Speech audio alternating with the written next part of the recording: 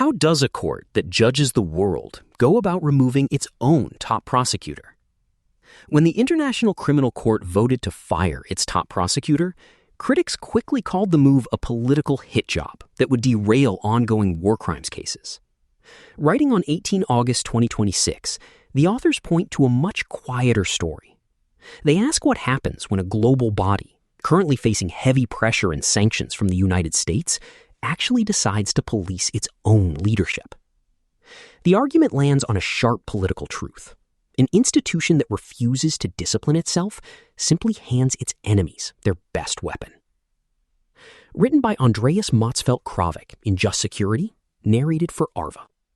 On July 24th, the states parties to the Rome Statute voted 82-13, with 15 abstentions, to remove Karim Khan as prosecutor of the International Criminal Court for serious misconduct and serious breach of duty. Norway was among the states that voted in favor of removal. It was a landmark decision, rendered at a time when the court itself is under siege. The United States, which has already sanctioned Karim Khan, the deputy prosecutors, and 6 of the court's judges, has announced a campaign to dismantle the court and is urging states to withdraw from it. So the court must choose a new prosecutor in the middle of a campaign against its existence. This is a perilous moment, but it should not obscure what the vote itself demonstrated.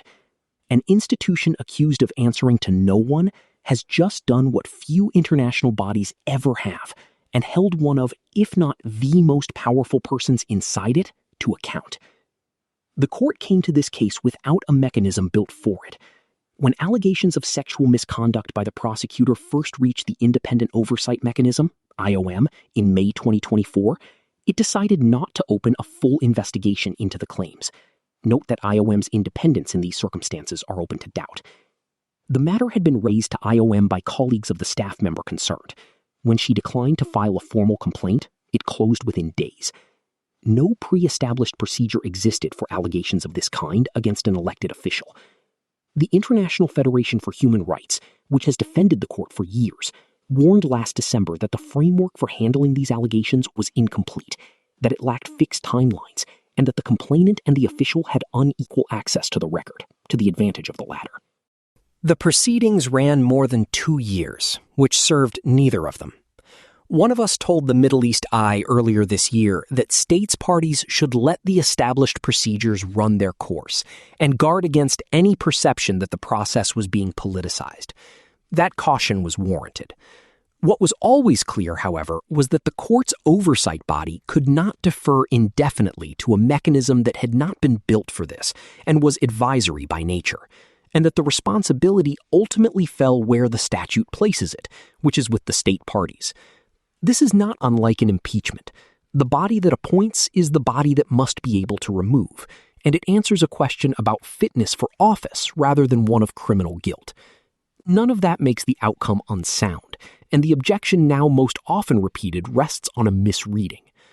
Under the Rome Statute, the Assembly of States Parties is the court's management oversight body, and it is expressly empowered to decide whether an elected official should be removed for serious misconduct, serious breach of duty, or inability to perform the functions of the office. Its task is an institutional decision, informed by fact and law, about whether wrongdoing has occurred and whether confidence in a senior official can be maintained. The ad hoc panel of judges convened to assist the ASP was advisory. Its mandate, agreed in July 2025, confined it to the legal characterization of facts.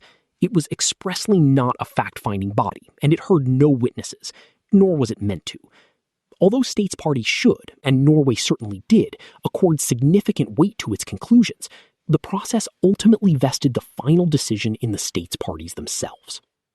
The question, then, was never whether the Bureau or the states parties were bound to follow the panel's advice. It was whether they acted lawfully and responsibly on all the material before them, including the investigation by the United Nations Office of Internal Oversight Services, while upholding due process and the court's stated policy of zero tolerance for harassment. They did. What followed, in public, were claims of exoneration, unsubstantiated suggestions of political conspiracy, and commentary that sat uneasily with the confidentiality such procedures require. It is worth being precise about how this took hold. In March, the advisory panel found that the investigators' findings did not establish misconduct under the applicable framework. It was widely reported as a finding that the prosecutor had been cleared of all wrongdoing. He had not been, and the panel had not said so.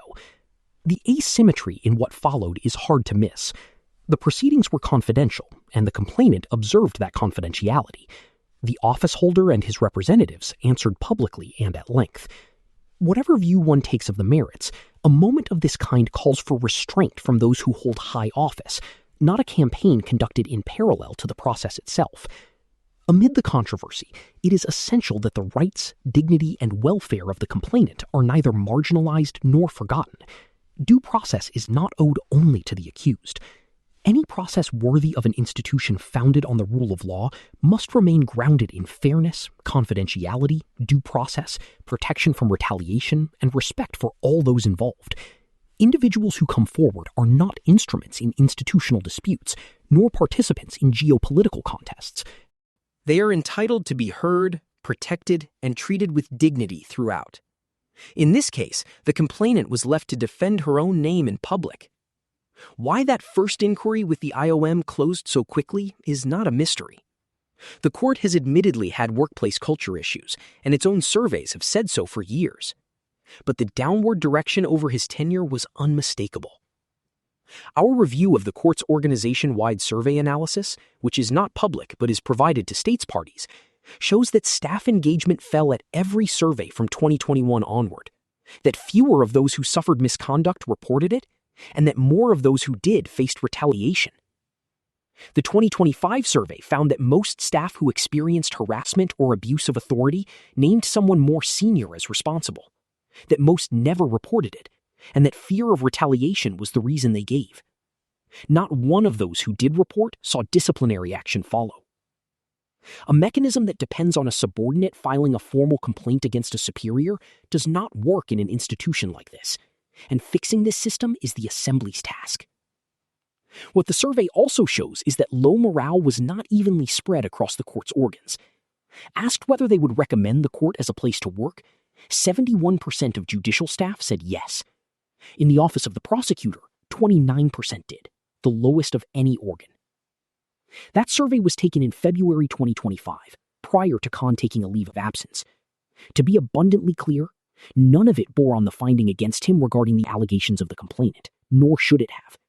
The vote turned on the record of his own conduct. Yet it illuminates important context about how this drawn-out saga came about. Any credible international institution must be able to protect those who come forward and preserve the integrity of its own processes. It cannot be paralyzed by institutional hesitation or the fear of a difficult decision. The court staff are among the most capable in international justice. They should not have to spend their energy managing a hostile environment when their focus ought to be on the cases in front of them.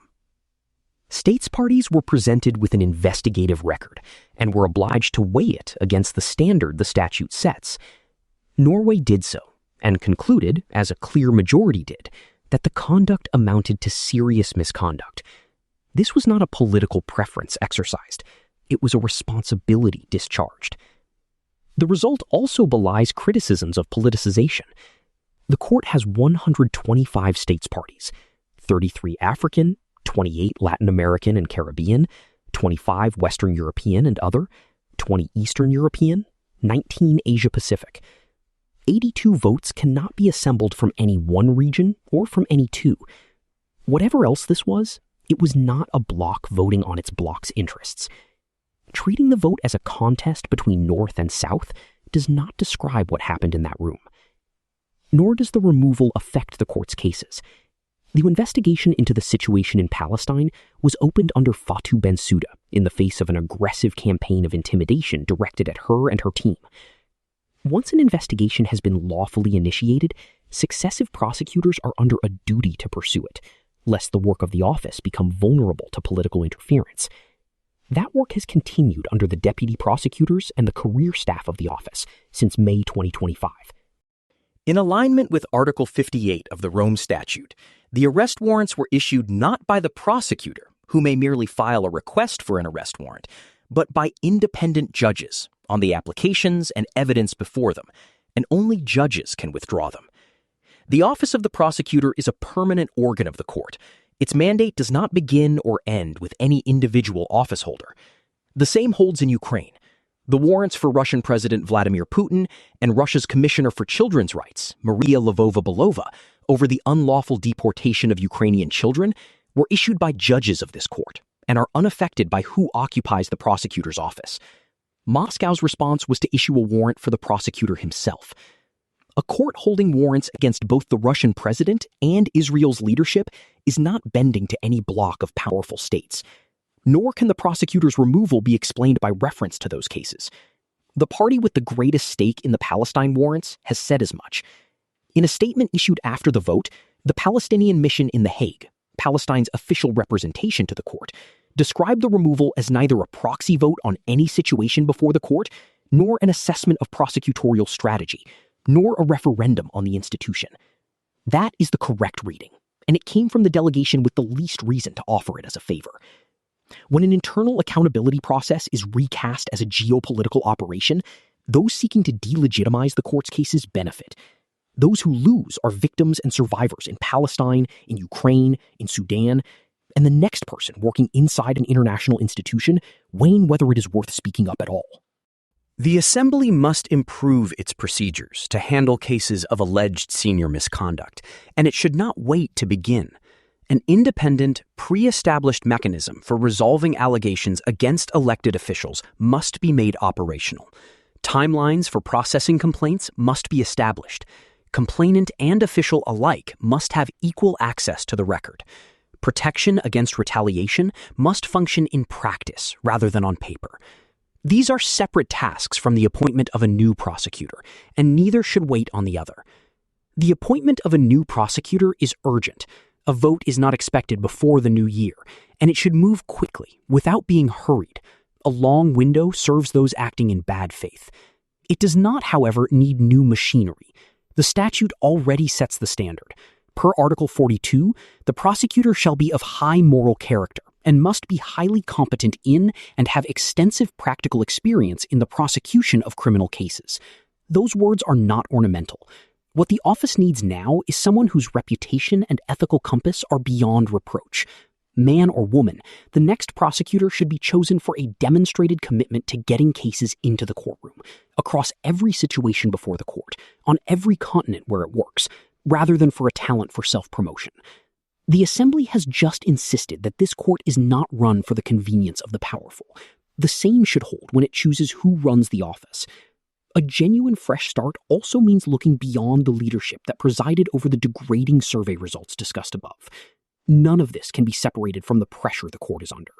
Sanctions now reach the prosecutor's post, the deputy prosecutors, 6 judges, and a UN special rapporteur, and states are being encouraged to leave. When those sanctions were first imposed, only 79 of the 125 states parties put their names to a statement rejecting them. That number should be higher. Here is the argument for making it higher. An institution that cannot discipline itself hands its adversaries their strongest weapon. One that can takes it away. The authority to judge others is not self-conferred. It is earned by a willingness to be judged, and forfeited the moment that willingness fails. On July 24, the states parties showed they still understand this. The task now is to show the same resolve in defending the court against those who would prefer it did not exist. Not as an end in itself, but because the work of fighting impunity for atrocity crimes depends on an institution that delivers justice with integrity.